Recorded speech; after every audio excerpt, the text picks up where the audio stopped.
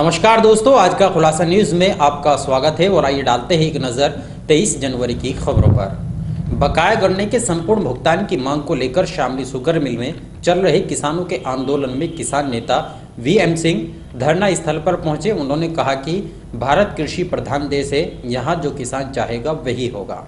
केंद्र तथा प्रदेश सरकार ने कोर्ट के आदेशों की अवहेलना की है, जिस कारण किसानों को 14 दिनों में भुगतान नहीं मिल पा रहा है। उन्होंने किसानों को एकजुट होकर संघर्ष करने का आह्वान किया है।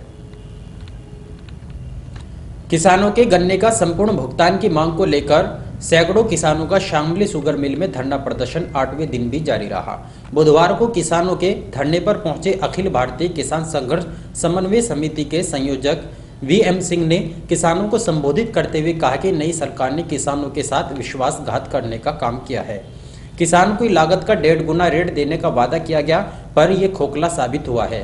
पहले सबका कर्ज माफ करने की घोषणा की, बाद में आधा अधूरा और थोड़ा बहुत पर आ गए। उन्होंने बताया कि किसानों के मुद्दे को लेकर गत दिनों बिजनौर में भी बड़ा आंदोलन किया गया था। उत्तर प्रदेश के मुख्यमंत्री योगी आदित्यनाथ ने पहले अगस्त, फिर सितंबर, अक्टूबर, नवंबर और बाद में 31 दिसंबर तक भुगतान न होने पर मिल मालिकों को जेल भेजने की चेतावनी दी थी, लेकिन कोई वादा पूरा नहीं हुआ। उन्होंने किसानों को बताया कि किसानों को गन्ना मिलों में 325 रुपये क्विंटल जा रहा है, जिसमें 13 किलोग्राम चीनी निकलती है और 4.25 किलो शीरा भी निकलता है, जिससे शराब बनाई जाती है। यदि शुगर मिल चाहे तो किसानों का संपूर्ण भुगतान कर सकती है। प्रदेश सरकार ने शुगर मिलों का ब्याज माफ करने का काम किया, लेकिन किसानों का ब्याज माफ नहीं किया गया। स्वामीनाथन रिपोर्ट को लागू नहीं किया गया। किसान की गेहूं की फसल का 1735 रुपये सरकार ने निर्धारित किया, लेकिन किसान 1500 रुपये में अपनी फसल बेचने को मजबूर है। यदि सरकार में दम है तो वे डीजल, पेट्रोल तथा खाद को भी कम रेट में बेचकर दिखाए। उन्होंने कहा कि भारत कृषि प्रधान देश है, यहाँ जो किसान चाहेगा वही होगा। केंद्र तथा प्रदेश सरकार ने कोर्ट के आदेशों की अवहेलना की है। यदि सरकार चाहे तो 14 दिनों में भुगतान कर सकती थी, लेकिन उन्होंने नहीं किया। उन्होंने किसानों से एकजुट होकर संघर्ष करने का आह्वान किया है। इस अवसर पर पूर्व विधायक पंकज मलिक ने कहा कि उनको किसानों के आंदोलन से कोई राजनीतिक लाभ नहीं उठाना है। उनका परिवार हर समय किसानों के साथ खड़ा रहता है। यदि आवश्यकता पड़ी तो किसानों के लिए कुछ भी कदम उठाने से पीछे नहीं हटेंगे। पे तो घर बन रहा है, उसने पूरी नींव खोद डाली पूरी की पूरी, और मेरा मकान तो बच गया, दूसरा मकान पूरा ढह गया उसके अंदर, और मेरे का भी नंबर हो सकता शाम तक आ जाए। तो मैंने कहा है भाई से, मैंने कहा भाई आज के बदले कल आ जाऊं तो कैसा रहेगा। तो बड़ा प्यारा उसने अल्फाज बताया। बोले जी किसान बड़े नाराज हो रहे हैं, कह रहे हैं कि हम तो इतने दिन से बैठे, वीएम सिंह नहीं आ सकता क्या। मैंने उससे कहा भाई एक बता दो, ना तुम्हारा एमएलए ना तुम्हारा एमपी, 25 साल से मैं सेवा कर रहा हूं, ना एक पैसा कभी किसी से लिया, और अगर मेरा घर टूट रहा है आज, अगर एक दिन की मोहलत तुमसे मांग रहा हूं मैं, तो वो भी तुम नाराजगी दिखाओगे।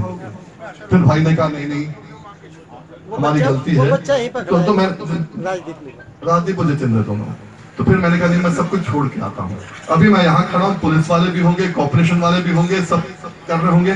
घर में और की तो है नहीं ना, आपको मालूम है, और की तो है नहीं। शादी की होती, बच्चे होते, आपके बराबर होते, सब कर लेते, आप ही की सेवा में सब लग गया, तो फिर भी आ गया, और यहाँ आके सुनता हूं भाई तू ये ना बोल, तू ये ना बोल, तू ये ना बोल। क्यों? एक दूसरे के साथ आपकी जो ताकत है, कड़ी से कड़ी बन जाओ एक दूसरे के साथ, और अपनी लड़ाई लड़ने के लिए तैयार हो जाओ। आज आपने देखा नहीं देश में क्या किया हमने, आपके बाद कितनी बारी आपके बीच में आए। अभी उस समय ऊन में आए थे 2 साल पहले, सुरेश राणा भी बैठे थे वहां पर, पंकज भी बैठे थे वहां पर, सब बैठे थे वहां पर। 50 दिन तक धरने का कोई नतीजा नहीं निकला। बैंक ऑफ इंडिया ले आया था स्टे हाईकोर्ट से ऊन की मिल के लिए कि भाई चीनी बेचेंगे तो पैसा मुझे देंगे पहले, और बेच के निकल रहे थे। फिर हम आए, हमने कहा ठीक है छोड़ दो तुम लोग। ये बात है धनतेरस की बात है, उस दिन धनतेरस के दिन 10,000 लोग बैठे थे वहां पर। मैंने कहा मैं हाईकोर्ट गया, हाईकोर्ट से आदेश फिर से लिया, और कोर्ट ने कह दिया जो वीएम सिंह का आदेश है पुराना वाला कि चीनी पे पहला हक किसानों का होगा, बैंकों का नहीं होगा, उस आधार पर डीएम फैसला करे। और उनको पेमेंट मिल गई, पर एक आदमी ने मुझे फोन करके आज तक नहीं कहा कि भाई साहब आपका धन्यवाद, हमें पेमेंट मिल गई है। मैं बता रहा हूं ना आपको, रास्ता यहां भी निकालने के लिए आए हैं, वरना आते क्यों? पर जब हम लोग बात तो इतनी ऊंची ऊंची करें कि भाई पार्टी का नाम ना लेना, किसी का नाम ना लेना, हम बड़े सच्चे हैं, हम बड़े साफ हैं, तो भाई मेरी भी हिस्सेदारी कहीं ना कहीं होनी चाहिए ना। कभी 2 रुपए, कभी 12 रुपए, कभी 13 रुपए, कभी मायावती वाले 15 रुपए 20 रुपए, कभी 7 रुपए। अखिलेश ने 260 और 20 2 किश्तों में कर दिया था तो 20 रुपया। फिर अखिलेश ने 240 और 40 कर दिया था कि 40 नहीं मिलेगा तो हाईकोर्ट से डेफर पेमेंट फिर दिलवाया। जब कहा कि चीनी मिलें चालू नहीं होंगी, 78 मिलों ने इस मिल समेत ताले मार दिए थे कि मिल चालू नहीं होंगी, 2012-13 की बात है। तो कोर्ट ने कहा 3 दिन में नहीं करोगे तो हम जो है मिल टेक ओवर कर लेंगे। वीएम सिंह ने कानून दिखा दिया है, ये सरकारी मिल बन जाएगी। और कहा 3 दिन के अंदर अंदर बताओ, और 3 दिनों में मुख्यमंत्री जी ने वार्ता करी और मिल चालू हो गई। पर आज मिल अगर बंद हो जाती है, वीएम सिंह के पास कुछ चालू कराने का नहीं है। क्यों? 13-14 में भी हमने कहा बंद कर देंगे तो कोर्ट ने कहा वीएम सिंह कहां है? हमने कहा जी ये आदेश अभी है। पर 14-15 में जब मोदी सरकार आ गई, जिस कानून के तहत मैंने मिलें चलवाई थी, जो जनता पार्टी के समय बनी थी, चौधरी चरण सिंह के समय बनी थी, उस कानून को ही मोदी जी ने रद्द कर दिया, खत्म कर दिया। अब कोई मिल नहीं ले सकता। अफसोस ये होता है, हकीकत अगर नहीं मालूम हो तो आगे क्या लड़ाई लड़ोगे आप लोग? हकीकत के साथ चलना सीखो। केवल ये नहीं होता कि इलेक्शन में गिनना होगा या गन्ना होगा, इससे काम नहीं चलता भाई। आज गन्ना जब आप बोते हो, आपको मालूम है ना, मेरी लड़ाई 18 साल से 20 साल से 23 साल से चल रही है, और हमारे कोर्ट के आदेश के तहत ही आपको रेट मिलता है। 5 जजों ने सुप्रीम कोर्ट में जो फैसला किया था उसी के तहत आपको मिलता है लखनऊ का रेट, वरना मिलता है आपको दिल्ली का रेट, जो आपका बहुत कम होता है। पर उसके बाद भी सरकारों को फर्क नहीं पड़ता है आपको लूटने में। हमने कहा कि ये बार बार धरने की बात, बार बार किसान की पेमेंट की बात 70-80 साल से तो चलती आ रही है, और सब जो हमारा देश का बंटवारा हुआ उससे पहले भी हो सकती थी, हमें मालूम नहीं। हम तो जो बात करते हैं बंटवारे की बात करते हैं, उसके बाद की बात करते हैं। हमेशा किसान बैठा रहता है। तो एक दिन रास्ता निकला मेरे लिए 95 में, मैंने सोचा, मैंने कहा यार एक काम करना है, जब तक किसान को ब्याज नहीं मिलेगा और अच्छा ब्याज नहीं मिलेगा तब तक मिल मालिक पैसा नहीं देंगे। क्यों? ताली मत बजाना, कुछ मत करो, मेरी बात जो है अगर समझ आए दिल में रखिए और 10 आदमी को समझा। मैं यही चाहता हूं, मैं वावा लूप में नहीं आया। और ये मत करो, मेरी बात समझ में आए तो ये रिकॉर्डिंग जो रिकॉर्ड कर रहे हो गांव गांव में दिखाओ कि किसान खड़ा हो जाए। आज देश का किसान खड़ा हो गया है। दिल्ली में 30 नवंबर को आपने देखा, अखिल भारतीय किसान संघर्ष समन्वय समिति हमने बनाई, 209 संगठन इकट्ठे हो गए। नतीजा क्या हुआ? आज पूरा देश किसान किसान कर रहा है। पहले कोई मंदिर की बात करता था, मस्जिद की बात करता था। जब पूरा देश इकट्ठा हो गया किसान की बात कर रहा है, तो शामली पीछे कैसे रह सकता है? शामली तो वो है जो सबसे आगे रहता था, चौधरी साहब को ताकत देता था, हमेशा ताकत दी शामली ने। और मैंने तो ये भी सुना है, अधिकारियों से बात करना हम जानते हैं और अधिकारी हमसे बात करना जानते हैं। हमें पता है हमने किस तरह से राजनीति की है, सम्मान आपका भी बचा और अपना भी बचा करके काम किया। हमें सस्ती लोकप्रियता हासिल नहीं कर दी। एक बात कहना चाहता हूं और बार बार कहना चाहता हूं, इस धरने में वो लोग भी बड़ी संख्या में यहां आते हैं जो मुझसे मोहब्बत करते हैं, जिनका आशीर्वाद मुझे प्राप्त है। बहुत बड़ी संख्या में वो लोग यहां आते हैं। एक व्यक्ति को हमने नहीं कहा कि हमें श्रेय हासिल करना है। अरे भैया, हमारा श्रेय तो तब है जब आप लोगों का सम्मान बचे। सम्मान तब बचेगा जब सबका भुगतान हो रही हो, धरना चले। मैंने पहले भी कहा था, बहुत लोग आएंगे, आकर के आपको भटकाने का और भटकाने का काम करेंगे, आपको भटकना नहीं। मैं तो बधाई देना चाहूंगा धरने के आयोजकों को, इन सब लोगों को और आप सबको, जिसने इस लड़ाई को बड़ी ईमानदारी से लड़ने का काम किया और आगे बढ़ने का काम किया। हम तो कहते हैं, हमसे जो सहयोग आप कहेंगे हम करने को तैयार है। इस लड़ाई को लड़ो और तब तक लड़ो जब तक नतीजा आपके हक में ना हो। मैं भी किसान परिवार से, मैं जानता हूं आपकी पीड़ा क्या है। बकाया गन्ना भुगतान की मांग को लेकर शामली कलेक्ट्रेट में चल रहे किसान यूनियन के आंदोलन में किसानों ने मुंह पर काली पट्टी बांधकर मौन विरोध जताया। इस अवसर पर उन्होंने प्रदेश सरकार पर किसानों की आवाज न सुनने का भी आरोप लगाया है। बकाया गन्ना भुगतान में आवारा पशुओं से किसानों को निजात दिलाए जाने के लिए किसान यूनियन का शामली कलेक्ट्रेट में चल रहा धरना प्रदर्शन बुधवार को 8वें दिन भी जारी रहा। इस दौरान किसानों ने गले में भुगतान की तख्तियां डालकर व मुंह पर काली पट्टी बांधकर अपना मौन विरोध जताया। अध्यक्ष शवित मलिक ने कहा कि किसान पिछले 8 दिनों से शामली कलेक्ट्रेट में धरना प्रदर्शन पर बैठा हुआ है, लेकिन प्रदेश सरकार ने इसकी कोई सुध नहीं ली। प्रदेश सरकार के कानों तक किसानों की आवाज नहीं पहुंच पा रही है। किसान मुंडन करा चुके हैं और प्रदेश सरकार की नमाजे जनाजा भी पढ़ चुके हैं, लेकिन सरकार पर कोई फर्क पड़ने वाला नहीं है, जिस कारण वे मौन रूप से विरोध प्रदर्शन कर रहे हैं। हम लोग अपना विरोध कई तरीकों से जता चुके हैं। हमने मुंडन कराया था, कुछ किसान भाइयों ने जनाजे की नमाज पढ़ी थी, किसान टंकी पे पड़ चुका, लेकिन जब भी हमारी आवाज़ केंद्र और प्रदेश की सरकार तक नहीं पहुंची है, इसलिए हमने आज मौन धारण कर अपनी आवाज़ को केंद्र और प्रदेश सरकार तक पहुंचाने का कार्य आज कर रहे हैं।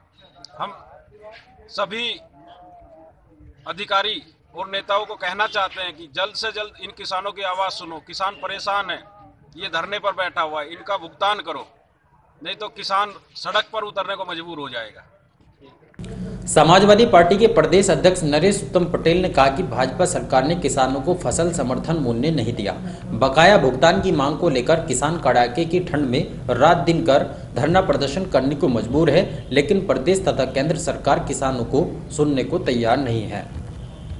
बुधवार को समाजवादी पार्टी के प्रदेश अध्यक्ष नरेश उत्तम पटेल ने सपा कार्यालय पर एक प्रेस वार्ता को संबोधित किया, जिसमें उन्होंने कहा कि सपा के राष्ट्रीय अध्यक्ष अखिलेश सिंह यादव तथा बसपा की अध्यक्ष मायावती ने सीटों का बंटवारा कर गठबंधन को तय किया है और सीटों को लेकर जल्द ही मीडिया के सामने घोषणा भी की जाएगी। उन्होंने कहा कि प्रदेश सरकार का गन्ना किसान परेशान है। जनपद में पिछले 8 दिनों से किसान आंदोलन पर है, लेकिन प्रदेश सरकार कोई भी प्रतिनिधि किसानों के बीच पहुंचने को तैयार नहीं। किसानों की धान की फसल का समर्थन मूल्य नहीं मिल पा रहा। नौजवान बेरोजगार है। युवाओं को रोजगार देने का वादा करने वाली भाजपा सरकार पिछले 4.5 सालों में 1 लाख युवकों को भी रोजगार नहीं दे पाई। महंगाई की मार ने आम आदमी की कमर तोड़ दी है। लगातार पेट्रोल, डीजल, खाद के दामों में वृद्धि हो रही है। काला धन वापस नहीं आ रहा। स्वदेशी की बात करने वाले लोग विदेशों में व्यापार कर रहे हैं। ईवीएम मशीनों पर बोलते हुए उन्होंने कहा कि सुप्रीम कोर्ट के आदेशों के बावजूद भी ईवीएम मशीनों के साथ वीवीपैट मशीनों को नहीं लगाया गया। भाजपा ने ईवीएम मशीनों में गड़बड़ी की है। गत 11 लोकसभा के उपचुनाव में भी 374 स्थानों पर ईवीएम मशीनें खराब हुई थी, लेकिन मात्र 74 स्थानों पर ही रीपोलिंग कराया गया, जिससे स्पष्ट होता है कि मशीनों के साथ गड़बड़ी की जा रही है। उन्होंने कहा कि लोकतंत्र को मजबूत बनाए जाने के लिए ईवीएम मशीनों पर रोक लगाकर बैलेट पेपर से चुनाव कराया जाए। नहीं बल्कि पूरे प्रदेश के किसानों का जो सम्मान था, हर जींस का, हर फसल का किसान भारतीय जनता पार्टी की सरकार की तुलना में ज़्यादा सुखी था। इस समय भारतीय जनता पार्टी की सरकार में तुलनात्मक समाजवादी पार्टी से भारतीय जनता पार्टी में बेहद किसानों में परेशानी। समाजवादी पार्टी के नेता माननीय राष्ट्रीय अध्यक्ष श्री अखिलेश यादव जी और बहुजन समाज पार्टी या जो गठबंधन में शामिल दल, लोक दल, राष्ट्रीय लोक दल है, ये तय कर लेंगे कौन कहाँ लड़ेगा। तो मैंने पहला ही सवाल आपको बता दिया। महंगाई कम नहीं हुई।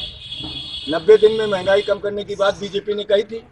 2014 में 350 रुपए का गैस का सिलेंडर बनता था, रसोई गैस का, आज लगभग 1000 का हो गया। डीजल 48 रुपए लीटर बिकता था, वो 75 रुपए तक पहुंच गया। पेट्रोल 53 रुपए लीटर था, वो 90 रुपए पहुंच गया। बिजली का दाम दुगना हो गया, खाद का दाम दुगना हो गया, खाद का बोरी का वजन भी कम हो गया। पूरे प्रदेश की कानून व्यवस्था एकदम ध्वस्त है। आज़ाद हिंद फौज के नायक नेताजी सुभाष चंद्र बोस की जयंती शहर तथा आसपास क्षेत्रों में बड़े ही धूमधाम के साथ मनाई गई। इस दौरान जहां रक्तदान शिविर का आयोजन किया गया, वहीं सामाजिक संस्थाओं द्वारा उनके चित्र पर माल्यार्पण कर उनको याद भी किया गया। बुधवार को नेताजी सुभाष चंद्र बोस की जयंती बड़े ही धूमधाम के साथ मनाई गई। इस अवसर पर शामली के मंदिर हनुमान टीला हनुमान धाम पर नेताजी सुभाष चंद्र बोस के 122वें जन्म दिवस पर विशाल रक्तदान शिविर का आयोजन किया गया, जिसका शुभारंभ क्षेत्रीय विधायक तेजेंद्र निर्वाल, जिलाधिकारी अखिलेश सिंह, भाजपा नेत्री मरकांका सिंह, समाज सेवी कुशांग चौहान तथा विजय कौशिक ने संयुक्त रूप से उनके चित्र पर पुष्प अर्पित कर किया। इस दौरान शहर तथा आसपास क्षेत्रों से आए लोगों ने रक्तदान किया। इस अवसर पर विधायक तेजेंद्र निर्वाल ने कहा कि रक्तदान करना एक महान कार्य है। हमारे द्वारा दिए गए रक्तदान से ही किसी का जीवन बचाया जा सकता है। उन्होंने सभी से ऐसे पुनीत कार्य में सहयोग करने का आह्वान किया है। इसके अलावा राष्ट्रीय वाल्मीकि समाज प्रतिनिधि मंच के पदाधिकारियों द्वारा शामली के सुभाष चौक पर नेताजी सुभाष चंद्र बोस की जयंती के अवसर पर एक कार्यक्रम का आयोजन किया गया, जहां अध्यक्ष अरविंद झंझोड़ तथा जिला संयोजक नंदू प्रसाद वाल्मीकि ने उनकी मूर्ति पर माल्यार्पण कर उनके द्वारा बताए गए रास्तों पर चलने का भी संकल्प लिया।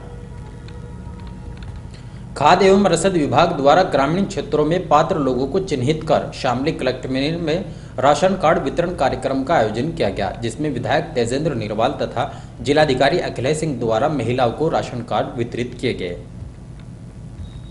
बुधवार को शामली कलेक्ट्रेट सभागार में खाद्य एवं रसद विभाग द्वारा ग्रामीण क्षेत्रों में पात्र लोगों को चिन्हित कर राशन कार्ड वितरण कार्यक्रम का आयोजन किया गया। जिलाधिकारी अखिलेश सिंह व विधायक तेजेंद्र निर्वाल द्वारा ग्रामीण क्षेत्र के पात्र कार्ड धारक को राशन कार्डों का वितरण किया गया। प्रभारी पूर्ति अधिकारी जगबीर सिंह ने बताया कि अंत्योदय कार्ड फ्री तथा पात्र गृहस्थी कार्ड 10 रुपये लिए जाएंगे।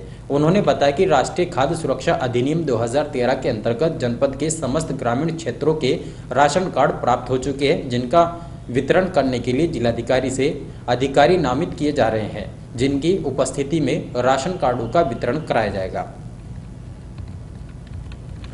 जनपद के कस्बा जलालाबाद से शुरू की गई स्वच्छ भारत यात्रा के तीसरे दिन जिलाधिकारी ने यात्रा को हरी झंडी दिखाकर रवाना किया, जिसमें उन्होंने लोगों से नारों के माध्यम से स्वस्थ रहने के लिए जागरूक किया है।